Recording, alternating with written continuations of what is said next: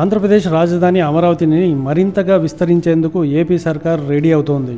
అమరావతి కోసం మరోసారి land pooling చేయాలని ఏపీ ప్రభుత్వం నిర్ణయించింది. ఇప్పటికే 33,000 ఎకరాలు ల్యాండ్ పూలింగ్ ద్వారా తీసుకున్న ప్రభుత్వం ల్యాండ్ పూలింగ్ చేయాలా లేదా ల్యాండ్ అక్విజిషన్ కు వెళ్దామా అన్న దానిపై అభిప్రాయ సేకరణ చేయమని స్థానిక ఎమ్మెల్యేలకు చెప్పామన్నారు.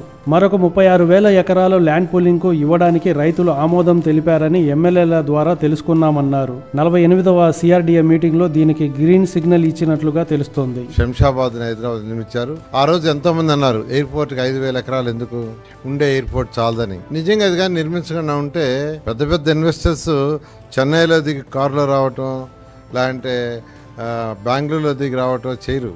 వాళ్ళకి ప్రతి గంట ప్రతి సెకండ్ వాల్యూ. అదే విధంగా అదే దృష్టిలో పెట్టుకుని ముఖ్యమంత్రి గారు ఫ్యూచర్ లో మనకున్న ఎయిర్పోర్ట్ సరిపోదు, ఇక్కడికి ఇన్వెస్టర్స్ రావాలంటే ఖచ్చితంగా 5,000 ఎకరాలతో ఒక మంచి ఎయిర్పోర్ట్ నిర్మించాలని ఆదేశించారు. అదేవిధంగా స్మార్ట్ ఇండస్ట్రీస్ రావాలి. అవి వస్తేనే ఏదైతే 34,000 ఎకరాలతో ల్యాండ్ పూలింగ్ తీసుకున్నామో ఆ రైతుల యొక్క ల్యాండ్ విలువ నిలబడుతుంది.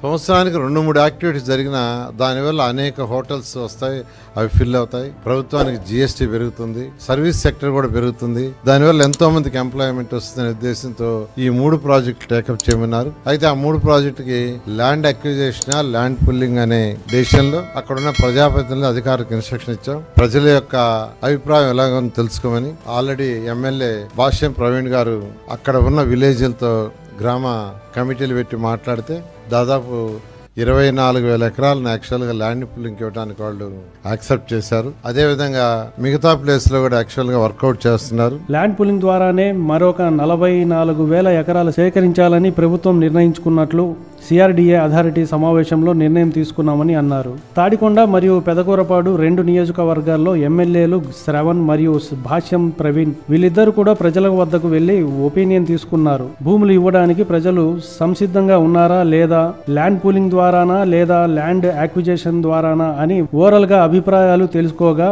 ప్రజలు మాత్రం ల్యాండ్ ఇవ్వడానికి సిద్ధంగా ఉన్నారు అని, అది కూడా ల్యాండ్ పూలింగ్ కే ఇష్టపడుతున్నారని ప్రజల అభిప్రాయాలు తెలిపారు. ఆల్రెడీ 29 గ్రామాల్లో దాదాపు 34,000 ఎకరాల్లో 2014-2019 మధ్య 5 ఏళ్లలో ల్యాండ్ పూలింగ్ ద్వారా కూడా ఇచ్చారు. సో ఇప్పుడు తాత్కాలికంగా సచివాలయం ఉన్న భవనాలు గాని, తాత్కాలిక అసెంబ్లీ ఉన్న భవనం గాని, కొత్త సెక్రటరియట్ గాని, హైకోర్టు భవనం, ఇప్పుడున్న భవనాలన్నీ కూడా ఒకప్పుడు ల్యాండ్ పూలింగ్ కింద రైతులు ఇచ్చిన భూములే. రైతులు ల్యాండ్ పూలింగ్ కింద ఇచ్చిన 34,000 ఎకరాల్లో పనులు కూడా ప్రారంభమయ్యాయి. ఇక రానున్న 3 సంవత్సరాల్లో అమరావతిని కోర్ క్యాపిటల్ నిర్మాణాలను పూర్తి చేయాలన్నదే ప్రభుత్వ లక్ష్యం. 2వ దశ ల్యాండ్ పూలింగ్ కూడా పూర్తి చేసి ఆ భూముల అభివృద్ధిని కూడా పూర్తి చేయాలని ప్రభుత్వ స్పష్టత చేసినట్టు తెలుస్తోంది. ఈ వీడియో మీకు నచ్చినట్లయితే లైక్ చేయండి, షేర్ చేయండి, సబ్స్క్రైబ్ చేయండి. Thanks for watching.